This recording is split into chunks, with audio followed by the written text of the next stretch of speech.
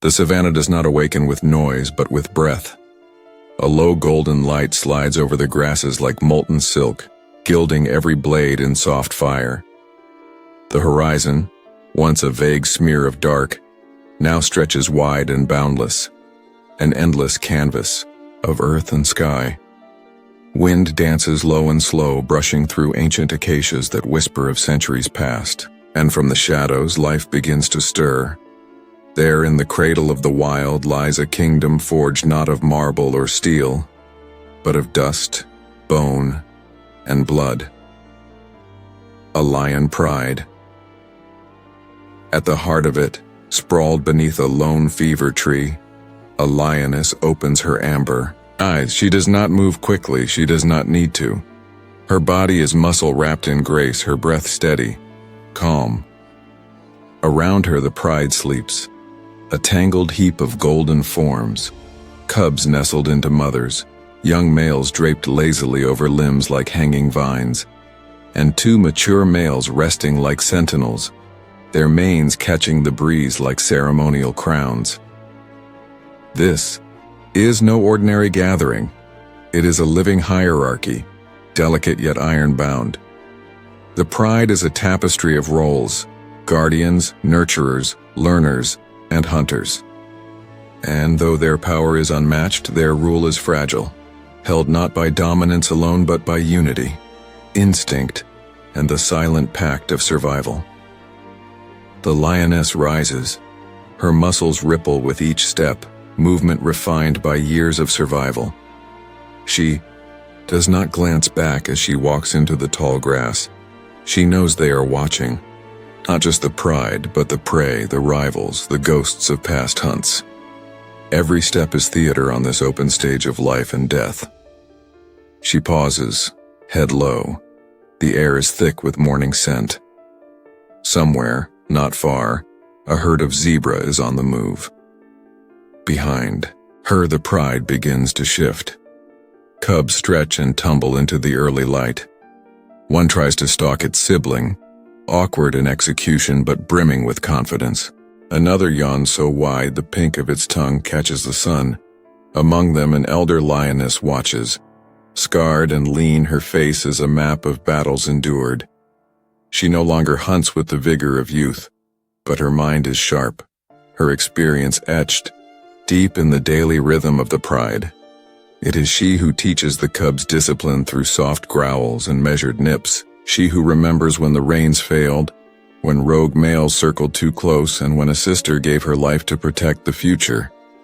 The cubs know her voice like thunder, and in their world, her wisdom weighs more than strength. Near the edge of the pride, the dominant males remain reclined, yet their stillness is deceptive. Their eyes scan, their ears twitch at the slightest sound, a jackal's bark, a distant rumble. These are the kings of the pride, but they rule not alone. Their bond, a brotherhood formed long before they claimed this territory, is both their strength and their shield. One rises. His mane is dark as storm clouds, and his face holds a haunted nobility. He limps slightly, a mark from a recent fight perhaps, but walks with the poise of a lion who has nothing to prove. He moves through his pride not as a tyrant but as a sentinel.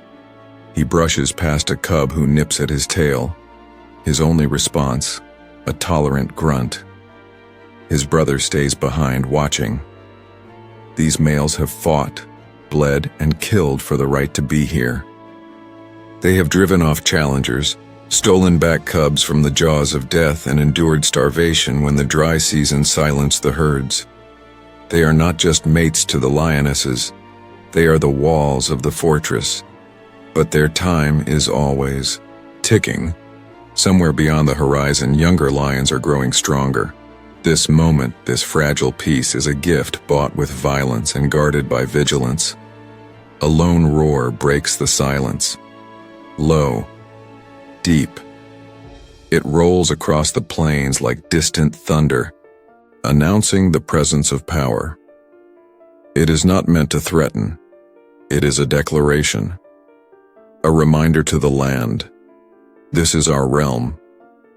The lioness in the grass halts. She hears it. The zebra have heard it too, though they do not understand its nuance. She remains low, belly to the earth. Her sisters flank her, silent, poised, breathing in rhythm. They are no longer mothers, sisters, companions.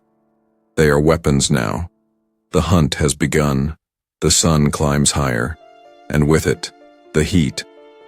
But the pride remains. Movement slows, energy is conserved. Cubs nap beneath the dappled shade of thorn trees. Lionesses groom one another with rhythmic licks, removing ticks and dirt, a ritual that binds them closer than words. Their lives are simple. Yet behind every act lies a complex code of instinct, strategy, and emotion. The pride thrives because of its cohesion, each member knowing when to yield, when to lead, when to fight. One young male lies at the edge of the group. Just under 3 years old, he is on the cusp of change. His mane is beginning to fill in, and his presence draws occasional growls from the dominant males. He is tolerated, but only just. His time here is limited. Soon, instinct will push him outward, exiled not as punishment, but as necessity. To remain would be to threaten the balance. He watches the cubs play, perhaps remembering when he, too, leapt without fear. Soon he must learn to fight alone. The sun begins its slow descent. Shadows lengthen. The lionesses return from the hunt, empty-mouthed today. The zebras escaped. There is no shame in this. Failure is part of the rhythm, and there is always tomorrow. The pride greets the returning lionesses with soft grunts and tail flicks. The cubs bounce toward them, tugging at their faces, begging for milk or attention. Even in failure, the bond deepens. That night, under a sky soaked in stars, the pride gathers tightly. The wind is cool, the land still, but no peace in the wild is permanent. Far away, 2 nomadic males pass through the outer reaches of the territory. Lean, fierce, and silent, they move with purpose. Their manes are thin, but their bodies are hardened by exile. They smell the edges of the pride's borders, urine, claw marks, dung, and they linger. Somewhere deep inside, they sense opportunity, and perhaps revenge. But tonight, they do not approach. They move on, fading into the darkness like whispers. The pride sleeps, unaware of the eyes that followed them at dusk. Above, the moon rises. Below, the lions breathe in rhythm, pressed close together, a kingdom at rest. But nothing in the wild sleeps without risk. For even in peace, danger stalks the edges. This is the throne of dust and bone, a realm where kings and queens rule for a heartbeat. Before the next breath carries change on the wind. Before the lions were warriors, before they learned to hunt or roar into the night, they first knew the rhythm of a mother's heartbeat. The savannah glows in the cool hush of early dawn. Mist coils around the earth like breath rising from the chest of the land. In a quiet hollow near the edge of a dry riverbed, a lioness crouches low, her sides heaving in soft rhythmic waves. The air is thick with stillness. Here, away from the heart of the pride, she gives birth. She has chosen solitude, as all lionesses do when bringing new life into the world. Alone, vulnerable, and surrounded by silence, she births not just cubs, but hope. Hope that the lineage will continue, that her bloodline will carve a future into the dust. The cubs arrive blind, slick, and barely larger than a human hand. She licks them into life, her tongue warm and relentless, urging breath into fragile lungs. They mewl, small and helpless. Their fur is soft, spotted faintly with rosettes that will fade with time. She nudges them closer to her belly, where instinct guides them to nurse. In this moment, she is no longer just a hunter, No longer part of a coalition or rank, she is the center of a new universe. For weeks, she will remain hidden. No hunting, no social grooming, no distant roars to respond to. Only her and her cubs, bound together in a secret sanctuary carved from dry roots and dust. Eventually the time comes. Hunger presses against her ribs and the cubs are strong enough to move. She will carry them, one by one, back to the pride. Each journey is perilous. Hyenas, leopards, pythons, even vultures would seize a cub if they could. But she is swift, cautious, and fearless. She hides them in nearby thickets, returning each day with milk and warmth until she is ready to bring them home. When the cubs are introduced, the pride gathers in quiet curiosity. There is no chaos, no loud welcome or celebration. The older lionesses approach with care, sniffing the tiny newcomers, brushing their noses, acknowledging them without words. These are not just her cubs, they are the pride's future. In the world of lions, motherhood is a shared duty. Lionesses often synchronize births. It is no accident. Together they raise their young as a unit. Cubs of similar age nurse not only from their own mothers but from aunts and sisters as well. This communal parenting creates a net of safety, a shared investment in survival. One cub tumbles over another, yowling with joy. Two mothers lie side by side, their tails flicking in unison, while 5 cubs nurse between them, some from one, some from the other. There is no sense of ownership, only kinship. But this unity is not without sacrifice. The wild shows no mercy to the weak. A lioness must be both gentle and brutal. If food is scarce and her cubs are too many, she may abandon the smallest to save the others. If illness creeps in or injury weakens a young one beyond hope, she will not fight fate. She has seen enough seasons to understand that mercy is not always a kindness. And then, there are the threats that come with roaring manes and hungry ambition. When new males challenge the pride, when roars echo across the plains not in greeting, but in warning, lionesses prepare not only for battle, but for loss. The arrival of outsider males can mean the slaughter of cubs too young to belong to them. Infanticide is nature's cruel strategy, to end one bloodline and force females into estrus, allowing new males to sire their own. The lionesses resist, sometimes fiercely, but they cannot always protect what is most dear. The grief is quiet. A lioness may return to where her cub was taken, sniff the dust, call out with soft, guttural whines. She will wait longer than she should, ears flicking with hope. Then she will walk away, but she will not forget. In time, the pride shifts. New males are accepted, the social fabric reweaves itself, and life, stubborn as ever, pushes forward. The lionesses enter estrus again and the cycle begins anew. Not all lionesses are equal. Within the pride there is often an unspoken hierarchy. Older lionesses, those who have raised many cubs and survived many seasons, command silent respect.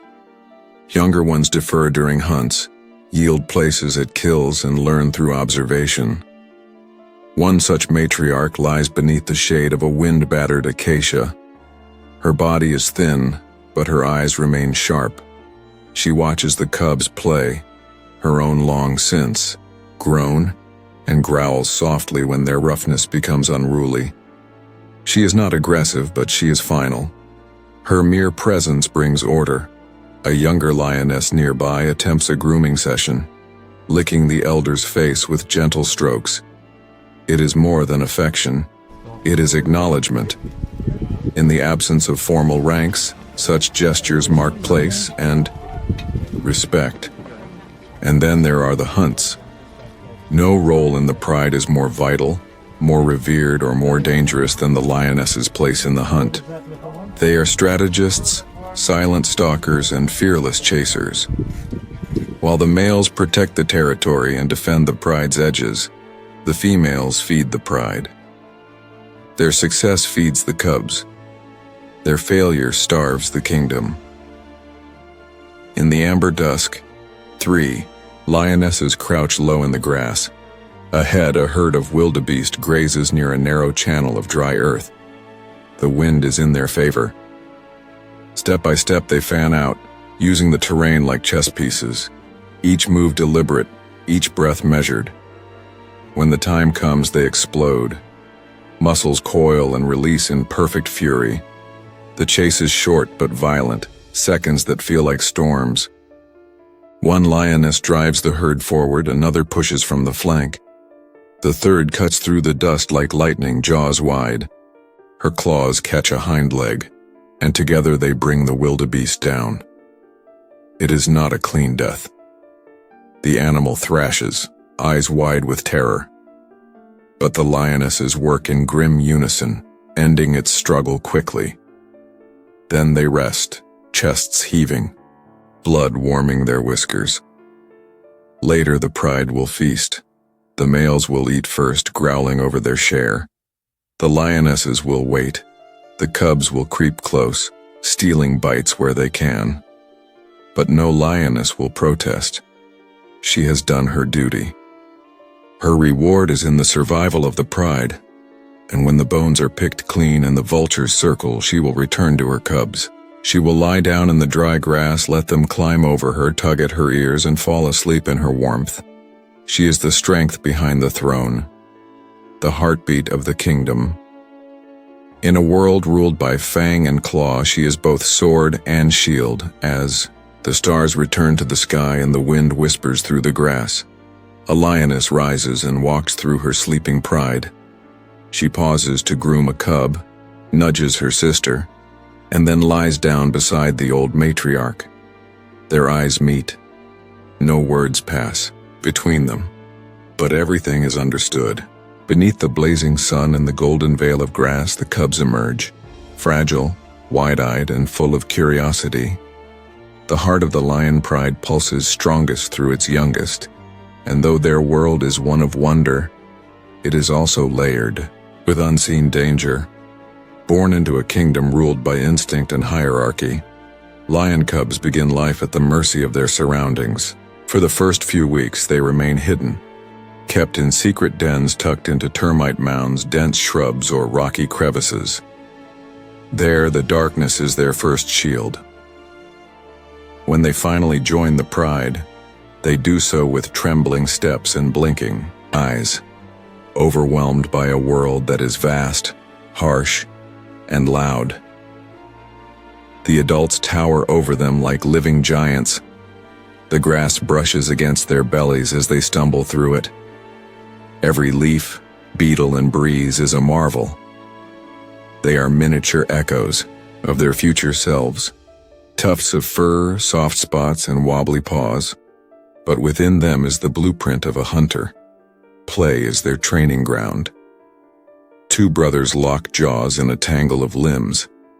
They roll through dust and grass, hissing and growling in mock battle. A sister charges in from the side, tackling one to the ground. Their squeals pierce the afternoon stillness, but the older lionesses simply watch, eyes half closed, resting beneath the shade. Every pounce refines coordination. Every chase sharpens reflexes. When they tug at each other's ears, when they swipe at a sibling's tail, they are not simply playing. They are learning the moves they'll one day use to bring down prey or defend territory. Social bonds are also forged here. Cubs grow up in creches, small groups within the pride made up of similarly aged youngsters. They form alliances, rivalries, and lifelong friendships. Some siblings remain inseparable into adulthood. Others part ways when fate demands it. But the bonds made during this time are never truly forgotten. Yet innocence is a luxury few can afford in the wild. For all their energy and charm, cubs are vulnerable. Danger can come from beyond the pride, or from within. When new males overthrow the dominant leaders of a pride, the arrival spells catastrophe for the youngest members. Cubs under 2 years of age, still too young to fend for themselves, are viewed not as part of the pride, but as obstacles. Infanticide, as brutal as it is nature's strategy. By eliminating cubs that are not their own, incoming males prompt females to return to estrus. It is a tactic driven by the urgency of survival and reproduction. A lion's bloodline must not only exist, it must dominate. There are no peaceful transitions of power in the lion world. When the roars of new challengers ripple through the night, the lionesses grow restless. The cubs sense it too. Play becomes less spirited, curiosity dims into caution. The older lionesses herd them away from open spaces. They vanish into gullies, ravines, or dense thickets, hiding from the very creatures that should one day protect them. Sometimes a lioness will fight. She will claw and snarl and throw herself between the killer and her cub. But more often, she is outnumbered. Her defiance may delay the inevitable, but rarely does it prevent it. The cries of a hunted cub can echo for miles. Afterward, the pride is quiet. There are no rituals of mourning. The mothers do not bury or mark the loss. They rest, nurse surviving young, or begin to cycle again. But the sadness lingers in their eyes, in the slow way they rise, in the way they stare at a patch of earth, longer than needed. Not all dangers wear manes. Hyenas prowl near the periphery, ever alert to the scent of blood or the sight of isolation. A lone cub that strays too far becomes an easy target. Even leopards, snakes, and birds of prey have been known to take lion cubs. To grow up in the wild is to learn war by inches. But amidst the threats, there is resilience. One young cub, a female with striking amber eyes, begins to shadow her mother. She mimics the crouch, the tail flick, the focused gaze. She is too small to hunt, but her movements grow steadier each day. She stumbles less, watches more. She is becoming a lioness not in size, but in spirit. Cubs learn not only from their mothers, but from the pride itself. Older siblings teach the younger ones boundaries, often through bites and swats. Dominant cubs emerge, asserting control over food, space, and attention. Submissive ones adapt with caution and cleverness. By 6 months, the cubs begin tasting meat. At a fresh kill, they arrive late, after the males and lionesses have fed. They jostle for scraps, growling and hissing, their faces smeared with blood. It is a chaotic scene, elbows in ribs, claws batting heads. But it is their first taste of what it means to compete for survival. There is no meal guaranteed. Sometimes they must wait until only bones remain. Other times they sneak bites while the adults are distracted. These early encounters with hunger forge a deep memory, one that will shape their behavior for life. Scarcity teaches them aggression, strategy, and patience. The seasons shape them, too. In the dry months, waterholes shrink into cracked puddles, prey becomes scarce. Dust clings to their fur, and shade becomes sacred. The lionesses walk farther, hunt longer. Cubs are left in hiding more often. They wait beneath trees, listening for the crunch of returning paws. Some don't make it through. Starvation claims the weakest. Disease finds cracks in the fragile armor of youth. The heat doesn't forgive. The nights don't comfort. And still, those who survive grow stronger. By 1 year, the cubs have lost much of their softness. Their muscles tighten. Their steps grow measured. The males begin to grow manes, just faint shadows at first, hints of the royalty to come. The females become sleeker, quieter, always watching, always learning. Still, they are not adults. They remain close to their mothers, groomed and guided, corrected and cared for. The pride still protects them, but less than before. The time is coming when they will face the world on their own. The golden cubs of yesterday become the contenders of tomorrow. Each one will take a different path. Some young males will be forced to leave by the dominant males of the pride. Their exile will be painful, their futures uncertain. They will roam vast territories, searching for opportunity and identity. The females may remain, joining the ranks of their mothers and aunts. They will grow into hunters, mothers, leaders. They will become the backbone of the next generation. But for now, as dusk settles once more over the savannah, they sleep in peace. The grass sways in slow waves, and the stars begin to shimmer.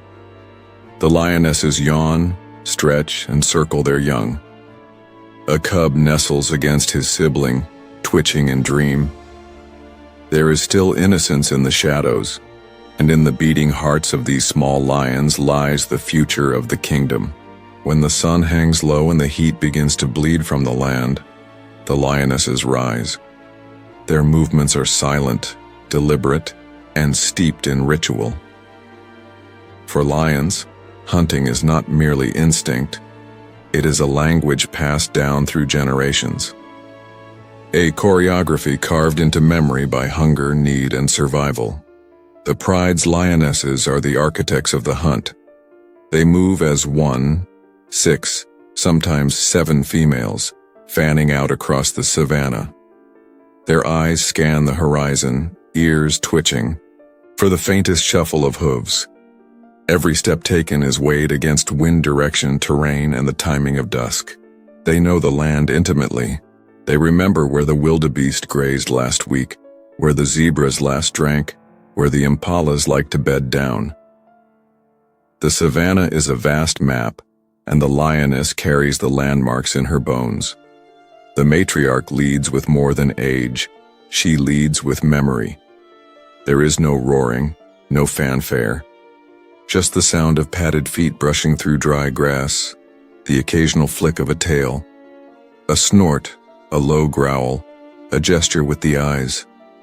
Communication is quiet, subtle cues honed by years of shared hunts and sharpened instincts. The target appears. In the half-light, a herd of wildebeest grazing unaware. The lionesses spread out like liquid shadows. One moves wide, circling to flank. Another hugs a gully. The youngest 2, still in training, are positioned to the rear, learning by watching, absorbing the rhythm and rules of this deadly game. The pride does not sprint blindly into battle. A lioness can wait motionless for an hour, muscles coiled, breath shallow, heart pounding. Patience is the difference between an empty chase and a clean kill. She inches forward, one paw at a time, her body pressed to the earth. Her golden coat merges with the dry grass. She becomes invisible. The wind shifts. The prey freezes. Ears perk. One wildebeest lifts its head, nostrils flaring. There is a moment, brief, breathless, brittle, where time stops. Then comes the explosion. The lead lioness charges, thundering from the brush like a bullet of muscle and fury. The herd scatters in a burst of black and brown. Dust swirls, hooves slam into earth. Panic erupts. But this is no chaotic chase. It is precision. 2 lionesses cut off the flank, herding the prey toward the ambush point.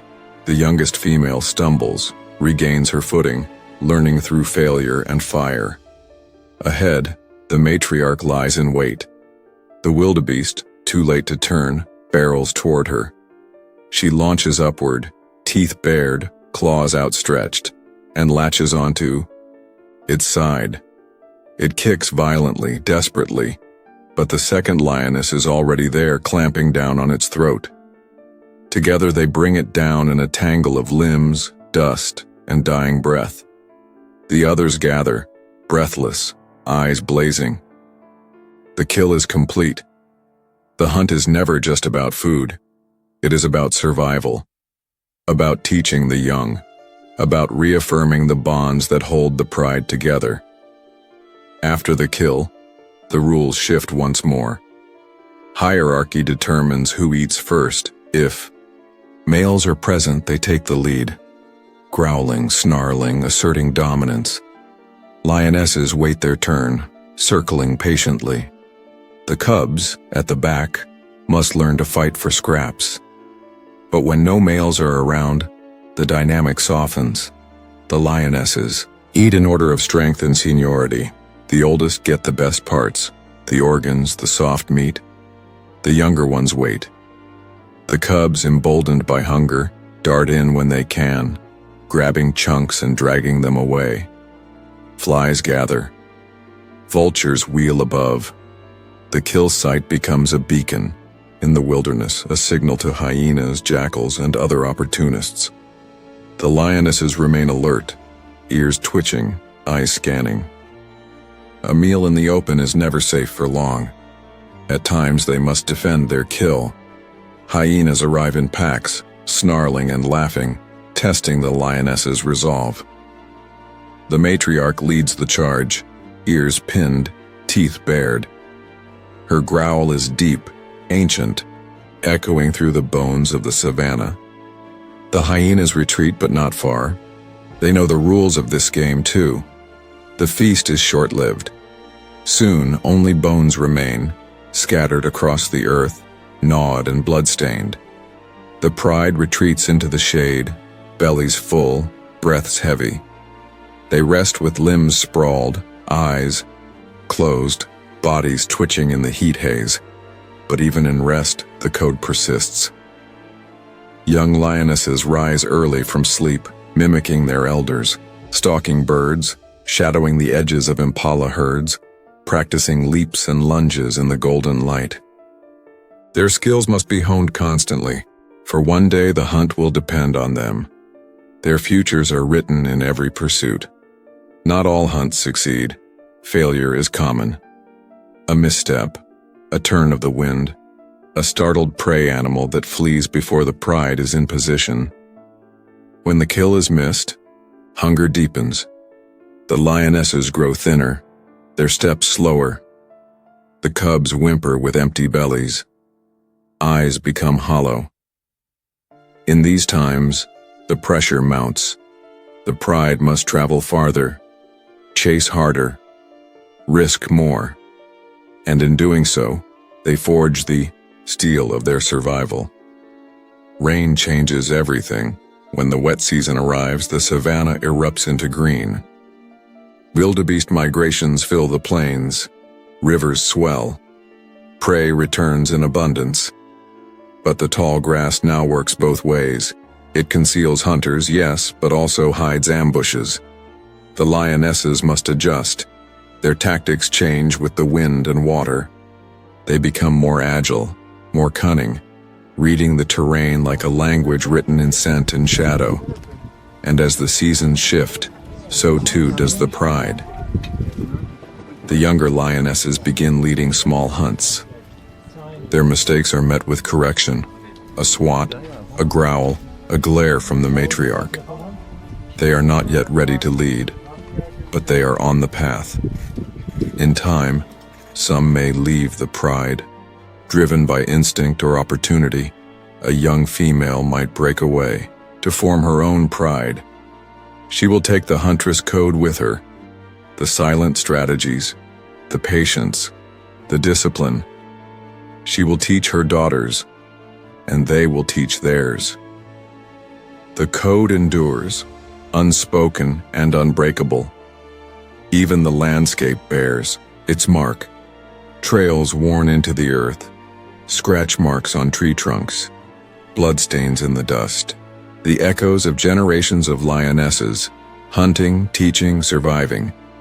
At dusk, the pride returns from a successful hunt.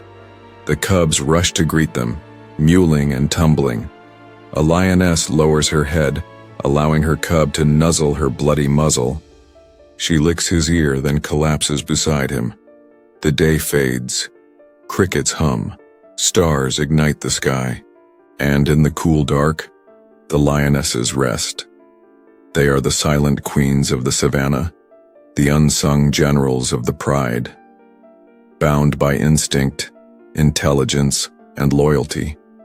These huntresses carry not only the lives of their kin, but the legacy of the land itself. Their code is older than memory, deeper than language. And under every full moon, in the hush before the chase, it speaks again. They are not always present, but their shadow looms large. The male lions, majestic, feared, and endlessly misunderstood. They are the guardians of lineage, the lords of the territory, and in times of war, the wielders of brutal force. Their presence commands respect. A male lion steps into view, shoulders rolling with quiet menace, a mane gilded by sunlight, thick and dark like a crown forged from storm clouds. Every inch of him is sculpted by survival. Scars lace his face, souvenirs from battles past. His amber eyes hold stories no cub has ever heard. He is not alone. Male lions seldom rule alone. Most come in coalitions, brothers born of the same womb, or strangers bound by ambition. 2, 3, sometimes 4 males form a pact, sweeping across the savannah like thunderclouds. Their bond is fragile but powerful, held together by shared dominance and common purpose. Together they claim a pride. To do so, they must conquer. The takeover is not a bloodless affair. Somewhere on the wind they scent weakness. The old pride male is aging.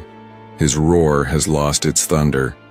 His patrols are slower, his mane tinged with gray. The coalition moves in. What follows is carnage. The clash erupts near the edge of the pride's territory. Dust billows as bodies collide. The old male defends his throne with fury, but he is outnumbered. 3 lions descend upon him, teeth flashing, claws tearing. Roars shake the trees.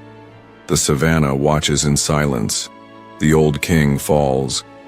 The coalition roars into the wind, voices booming like war drums.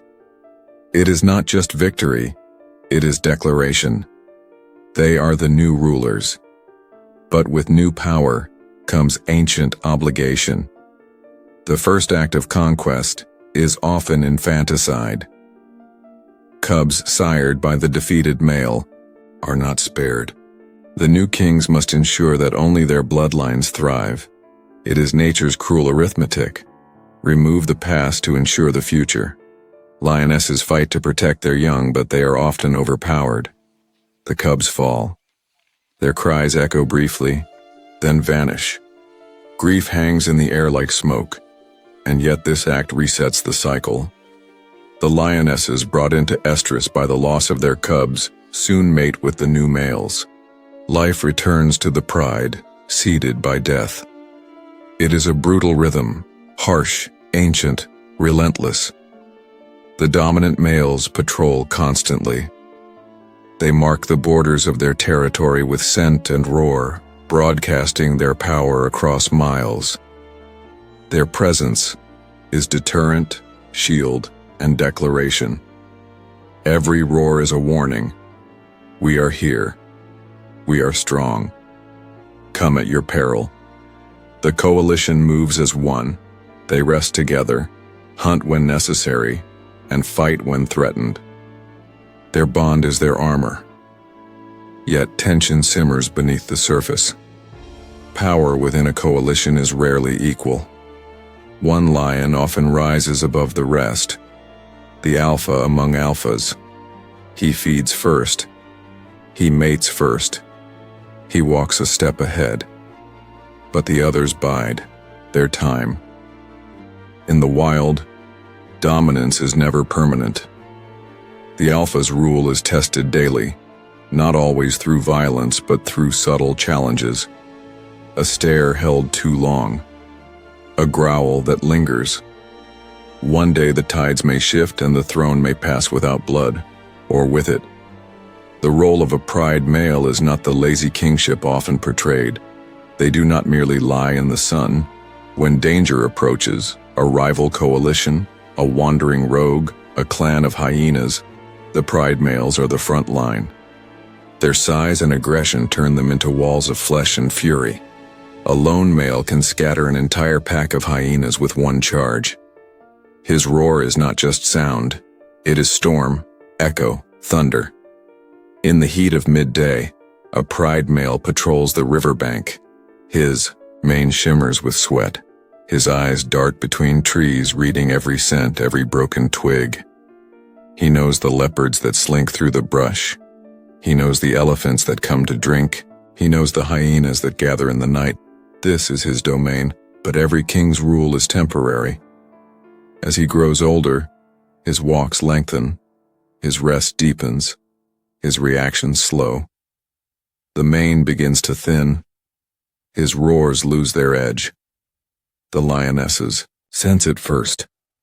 The coalition, once inseparable, begins to fray. Younger males, hearing weakness in the fading roar, begin to prowl at the edges. A new storm brews. He remembers the takeover that crowned him. He remembers the cubs he killed, the lionesses he won, the brothers he stood beside in battle. And he knows deeply, instinctively, that it will all come full circle. Time, like drought, is merciless. One morning the coalition is tested. A new male approaches, bold, powerful, unscarred. He is not alone. A younger pair, strong and full of fire, walks beside him. They do not sneak. They do not slink. They walk tall, shoulders high, eyes bright. They are coming for the throne. The old male roars, louder, longer, forcing his lungs to remember youth. His brothers join him. The Savannah holds its breath. The clash that follows is monumental. Teeth and claw, fury and desperation, dust and blood. The old king fights with the strength of memory, but the younger males have time on their side. They are faster, hungrier. The battle does not last long. As dusk falls, he lies bleeding in the grass, his breath ragged. The lionesses do not intervene. They watch from the edge, silent. The cubs hide behind their mothers. The new males take their place on a nearby ridge, chests heaving, manes streaked with sweat. A new reign begins. The pride adapts once more. Through it all, the lionesses remain the heart, but the males are the guardians, the gatekeepers of genes, the warriors at the edge of extinction.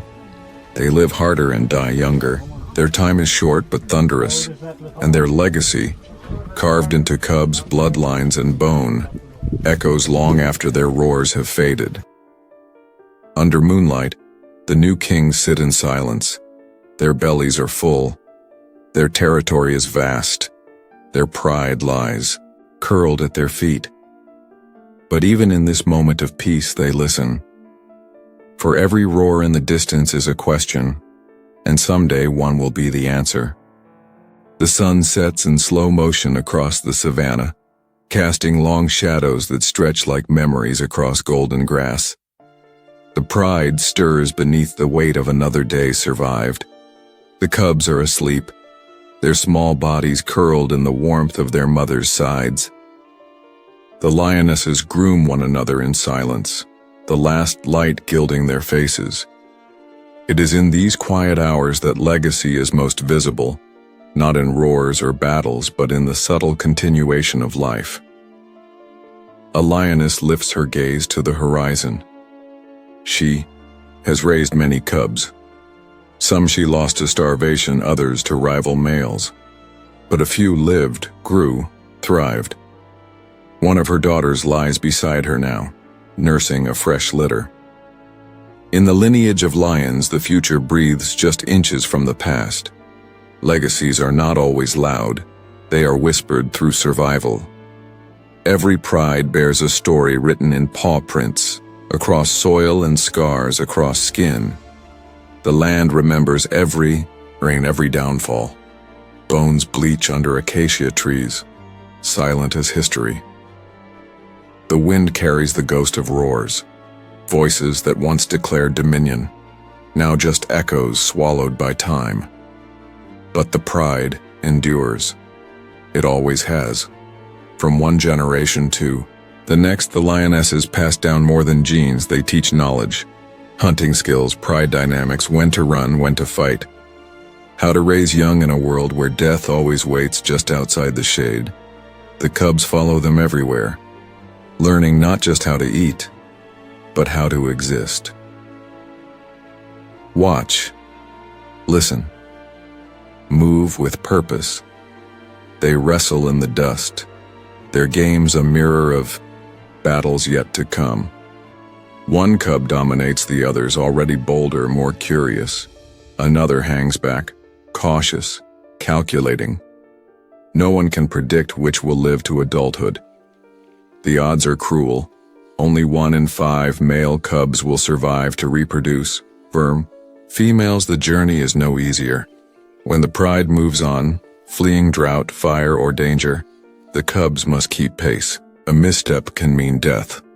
The pride does not wait. There is no mercy in the wild. There is only rhythm, and those who cannot follow are left behind.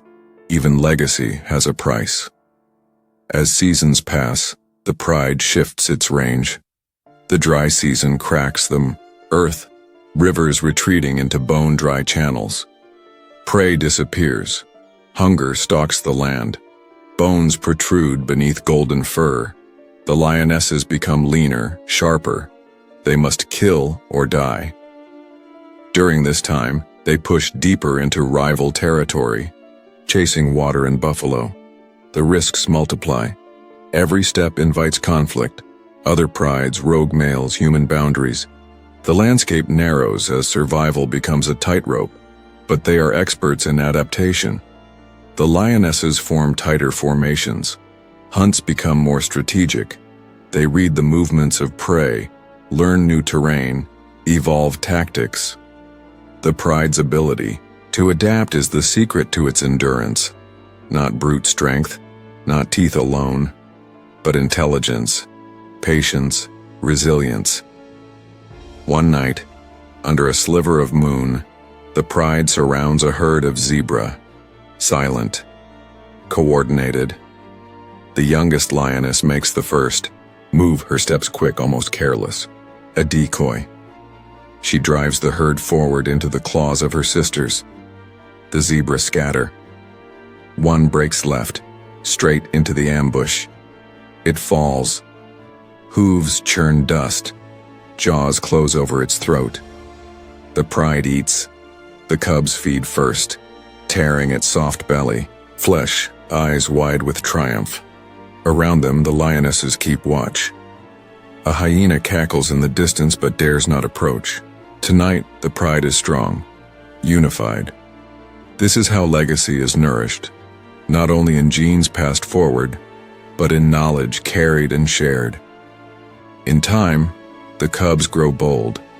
They chase birds, fight over scraps, roar at the wind. Their manes begin to sprout, soft, unsure fuzz that hints at kings yet to rise. For the young females, a different path awaits. Most will stay with the pride, weaving into the fabric of this lineage. They will one day take their mother's place, but the young males must leave.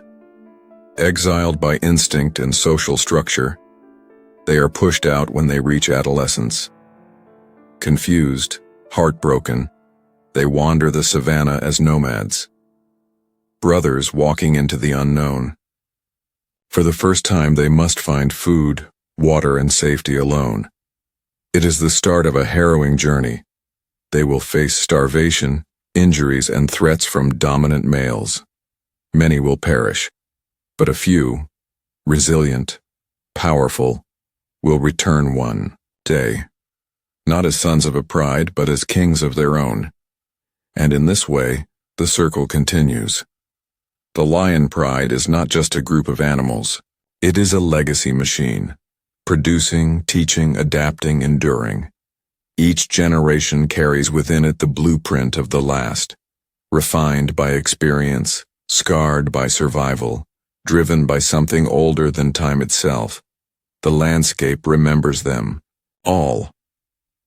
In the golden grass beneath the baobab tree, there are claw marks on ancient bark, places where males once sharpened their weapons. In the soil, impressions of paws long vanished. In the bones, tales of struggle. In the wind, whispers of those who once roared. Even the trees have witnessed generations rise and fall. As the dawn breaks, the pride begins to stir. One by one, they yawn and stretch. The cubs tumble over one another. The lionesses rise, eyes scanning the horizon. A new day is here and the rhythm begins again. Hunt, protect, teach, move, survive.